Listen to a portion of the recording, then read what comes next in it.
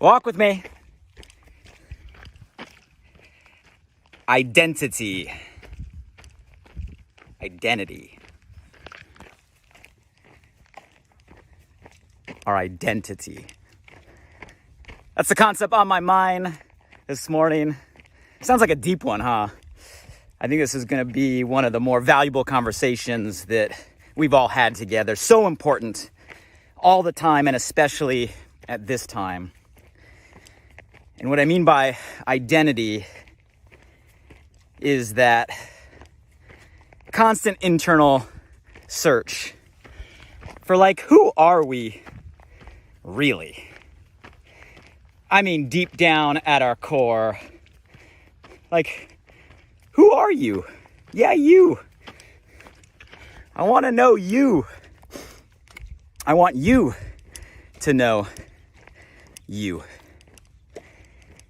You know, one of the blessings in disguise over this crazy last year and a half pandemic period we've all gone through is it's completely shattered a lot of our normal routines, a lot of our consistent behaviors, and in doing so forcing us also to shatter a lot of the patterns or belief systems or thoughts that used to run maybe automatically or unconsciously. And in that shattering, after we pick ourselves up off the floor, it gives us a chance to reevaluate how we put them back together. Were they in the place we wanted them to be in the first place? And an opportunity maybe to reshape some of the things that drive who we are every day. And in that, there's definitely been a lot of conversation in at least kind of the personal growth, self-awareness category. I know I'm a student there. I know many of you are. And a lot of conversations from so many amazing thought leaders on just the importance of being true to yourself, right? Self-awareness, self-love, being your authentic self. A lot of dialogue around the power of just authenticity, vulnerability. These are all themes or conversations that I think have elevated over the last year and a half, which I think is awesome because I think they're conversations we need to be having and need to be thinking. And all of these I kind of group under this kind of just core pillar, so to speak. They're all talking about identity, who are we? And how do we continue to live in a way that is true to our natural nature? For those of you guys that plug into my conversations or community, I'm sure you've heard me say at some point that we need to first stop trying to be who everybody else has told us we're supposed to be in order to become the person we're meant to be. And I talk a lot because I'm kind of personally obsessed over this shift of moving away from this supposed to, this expectation, to this meant to, who we were designed or created to be. All this topic of identity. I said that in my TED Talk. Total side note, disclaimer, because I'm just excited. Recently passed over 1 million views, which is insane to me, on my TED Talk. So thank you for all of you that are some of those views. Huge thanks to those of you that have shared it with people you care about that led to some of those views. It's an awesome milestone. If you haven't watched it or need a refresher, just go to the TED website, ted.com, search my name. You can find it. Leave some comments, or shiftthescript.com gets you right there. And if you haven't plugged in, do so, give it a share. I appreciate all of that. That message is really more than my story, it's my mission. And I love getting that idea out to the world. And a lot of that conversation is about this identity concept that I want to dive deeper into today. But meant to, okay? Let's be practical. We've all heard we need to be our authentic self. We need to stop maybe chasing the validation or approval of others. We need to stop falling into this perceived perfection that others create around us and be true to who we are, which begs the question, like, how in the heck do we do that? How do I know? Blake, I've been around for a while. Got a lot of these layers. I know I'm in there, but where and how do I find it? So I want to talk about maybe some things that'll help us just give a little check-in, a little realignment, shedding away this supposed to layer that might be thick and getting to the meant to that I want to see and I want you to see. And to do so, I got 5 conversations, 5 questions, 5 tips, 5 things that I know will help you know who you're not in order to get to who you are. So before we dive into those 5 things, getting to the top, woo, a little winded, weighted vest, berry blue, almost gone, my current favorite. If you're not drinking ketones yet, you're missing an energy source. And tell me who's out there. Hello, how you doing? Don't be shy. If you walk with us before, you know I'm gonna ask. Tell me something good, say hello, where you're from. Tell me one thing that's going on in your life good right now, something you're excited about, something you're grateful for, something new in the comments below. If you're new to the crew, welcome to the tribe. We walk together live, usually weekly, mostly on Wednesdays. You can remember Walk With Me Wednesdays, usually at this time, and you can catch past conversations on the podcast, Alive by Design, Apple Podcasts, Google Podcasts, alivebydesign.com. Rates and reviews if you get something, always appreciated. And you can catch this live, you can catch the replays. I got tagged in an Instagram story yesterday, and someone was doing their own walk later in the day in a different part of the world, playing this live. It just was a really cool tag. I appreciate that on Instagram, showing that we're walking together in unity. So let's talk about this conversation, guys. I think this is going to be an important one. I think it's going to be a relevant one for you. I think it's going to be a critical one, probably for people in your life that you're going to want to share this with or help them with this journey. Identity is about as important as it gets as we dive into the core of ripping away this supposed to and getting to this meant to. And to do that, guys, I'm going to take an inverse approach. I'm sure we've all had dialogue on how we really try to find kind of who we are and the importance of identifying our values, what we stand for. We've talked a lot about identifying kind of our priorities, what we want to focus on. We've had a lot of previous conversations on that side of the coin. You can catch up again on the podcast. I want to flip the coin over because sometimes in order to get to what we're looking for, it's easier to take the inverse approach and talk about what we're not. Here's one thing I know we are not. You are not. And that is, you are not what you do. You guys, I start with that one because so often, especially in America, we associate who we are with what we do. I mean, just think about how you answer the question, hey, tell me about yourself. And the first thing we say is what we do, right? Well, I'm or I work for, or this is what I do. We so closely identify our identity, who we are, with what we do every single day for work or career or an income.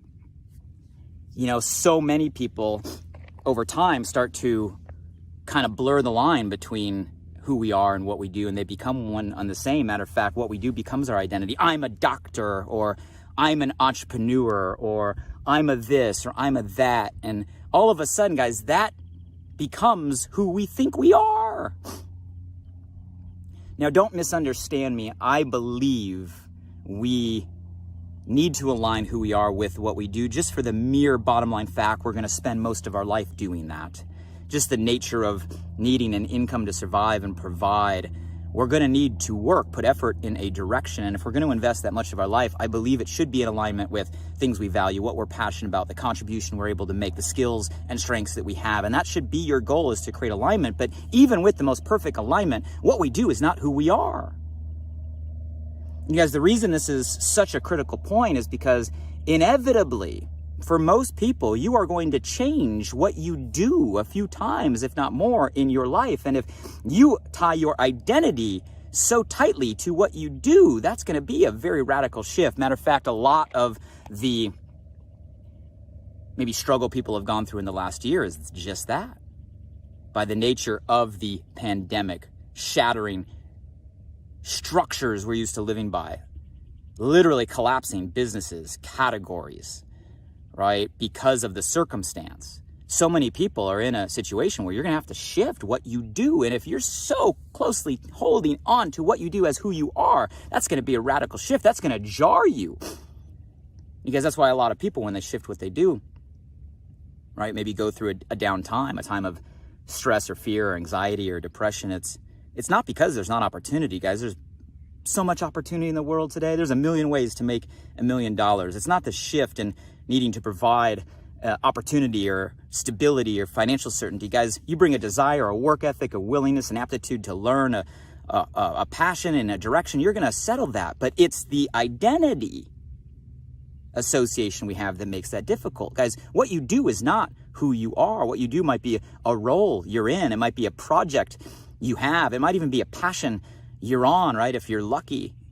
It's not just about the money, it's about the mission. All of that can be true, but that is not the same as who you are.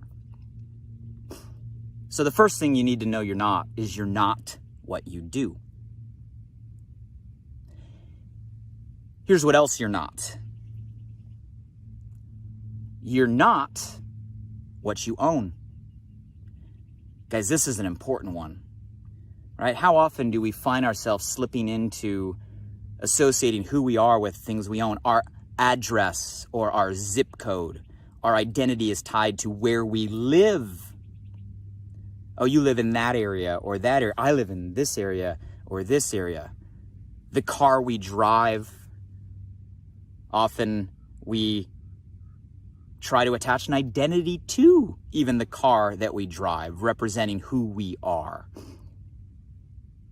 The watch on your wrist, the shoes on your feet, the purse on your shoulder. You got to be careful, because sometimes it's the very things that we own that end up owning us. Owning us because we start to associate an identity to them, which is never ending, never ending.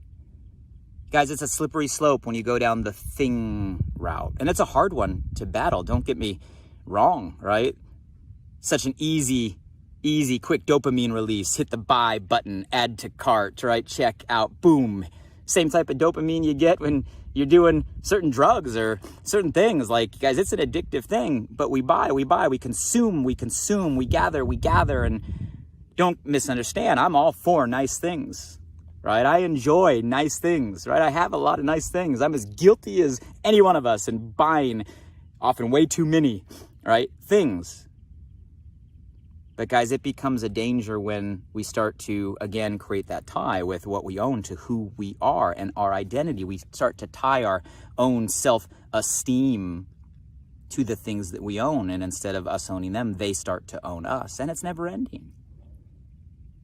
Slippery slope.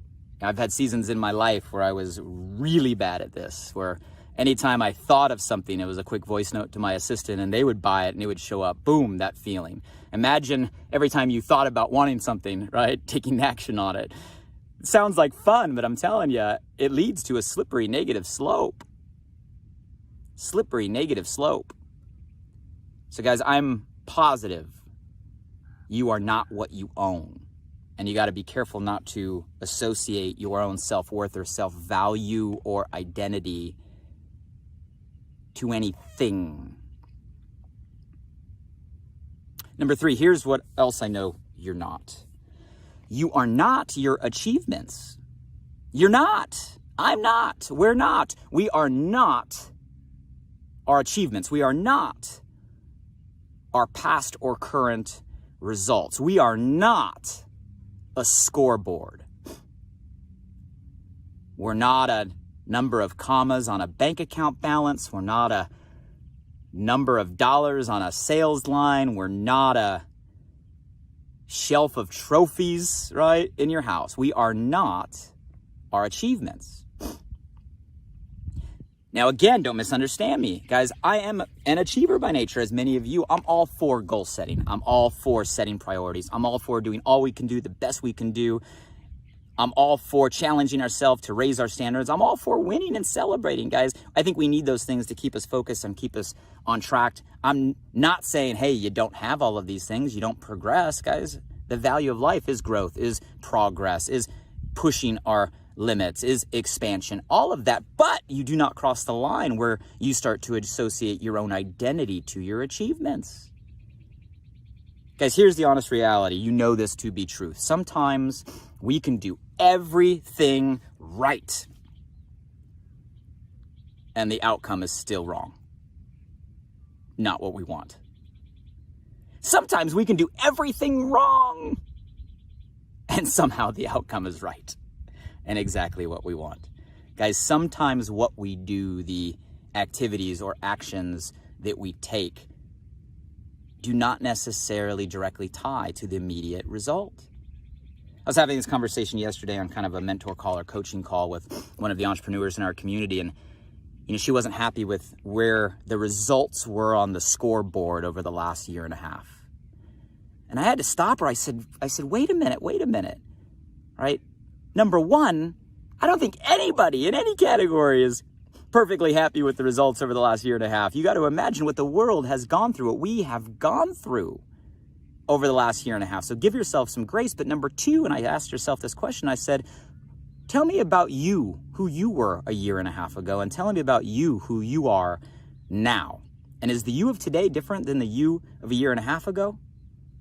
In your skills, in your experience, in your knowledge, in your wisdom, in knowing what doesn't work and knowing what does work? Have you grown, progressed, gotten better? Yes. Well, that's the growth over the last year and a half, not the scoreboard. You can see who you are is not tied to the results you have in the past or the present. You can't identify identity based on a metric. Our self-value, our self-worth is not based on a metric, right? Who you are is not based on how many views you got on a video or likes you got on a post. It's not based on a metric. Who you are is not based on a dollar per hour or dollar per year. It's not based on a metric. Your identity is not tied to an outcome. They are different things. We need to be true to who we are, take action in alignment with what we stand for, be consistent, bring a passion, right? Do it in contribution. And in my experience, you do that consistently long enough, the world is going to reward you. You're going to end up getting results. Sometimes they come directly, sometimes they come indirectly. Over time, you got to have faith that if you're true to yourself in the direction, you're going to get to the life that's meant for you, but they're not directly tied, and you can't tie your identity to it. Number 4, here's who I know you're not. You are not what society or culture create this perfect picture of who you have to be. You are not culture's perfect expectation. You're not who culture, society wants you to be as the perfect man or perfect woman or perfect dad or perfect mom or perfect friend or perfect family member or perfect employee or perfect boss. You are not. You know who else isn't? Nobody is that. You're not. And you can't try to tie your identity constantly chasing a perfection lie. And we've talked about this in past conversations. It is a lie. It doesn't exist. Yet this lie is pervasive, right? This lie is a part of us. And this lie often tricks us into thinking our identity needs to be all of this at every level, and you're not. Nobody is. You can't associate your identity to it. At every level. Funny story. So my son Grayson, right, he's about 5.5, started playing t-ball. Finally this year. Last year we signed him up, got canceled. This year he's playing t-ball. First year, didn't really fully understand baseball as a game. Total side note, you don't realize how complicated the rules of baseball are until you try to get a 5-year-old to understand all of them. Took him to a first Dodger game recently, just to try to get him to understand the game. Was an absolute blast. Obviously, he was more interested in the cotton candy and the Dodger dogs than he was the actual game, but so be it. It was a fun family outing. But I see what happens with myself when, like, he goes up to bat in t-ball, and they're combining. They try to hit him off the coach pitch for 3-5 pitches, and if they don't hit off the pitch, then they go to the tee, and I find myself sitting there being nervous, right? Hoping my son hits off the pitch, and if he doesn't hit off the pitch, then somehow I'm not the perfect dad, because I must not be doing my job if my 5-year-old son can't hit off a pitch. And what's funny is I feel these thoughts going through myself when I watch them, but I see it going through all of the dads on the field when their kids are up. Most of them, maybe not all of them. But to this funny example of how we put this pressure of standards that are unrealistic, and they're not identity. Here's the last thing I'll share with you today, number 5, is you are not beyond just society or culture or kind of the faceless community out there. You're also not who the people closest to you want you to be. Because this is often some of the hardest, because we create our own perception of what other people's perception is of us. I'll say that again. Right? We often create a perception, and it's a perception or a projection, projecting what we think other people think about us. Our spouse, our friends, right? People closest to us, our partners who we work with. And we constantly try to live up to who we think they think we're supposed to be. And you guys, that is exhausting. It's impossible. And it's also something that's more in our head than it is a reality. We've done past talks on the projection of a projection, if you want to go deep on that one. But at a high level, you're not that. Matter of fact, the more you try to be who other people think you should be, the further away you get from who you really are by definition. By definition, if you have to try to be who other people think you're supposed to be, you're not being who you're meant to be, by definition. There's only one you. So the only way to be true to yourself is to be you. Everybody else is already taken.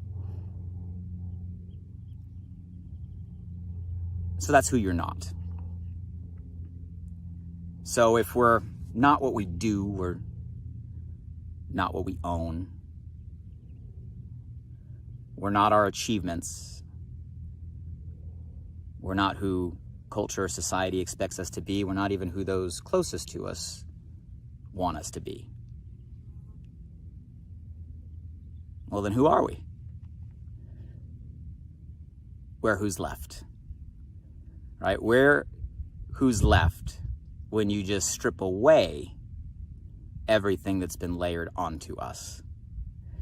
I think the whole irony of the perpetual journey of self-awareness is it's not about learning who we are. I think it just comes down to having to unlearn all the layers of who we're not that have been pushed onto us through all our time on the planet. Hopefully, sometime, hopefully in our lifetime, we shift the script, so to speak, worldwide, and maybe peel back the pressure of some of these external expectations to make it a little easier to peel back the layers. But in the meantime, we got to do the work to peel back the stuff that's been put upon us by everybody and everything around us. And if you want the simple version, it's, hey, we are not anything external. At the end of the day, we're only what's internal. And that's how we be true to ourselves, is constantly checking in. Maybe not who am I, but who am I not? And is the action I'm taking is who I'm being in this moment? Just because of all those things that we just mentioned, and maybe others that we didn't, that are external? Or am I truly being who I am, who I was created to be? Because at the end of the day, that's all who we're meant to be. That's all who we need to be. And that's all the world wants us to be.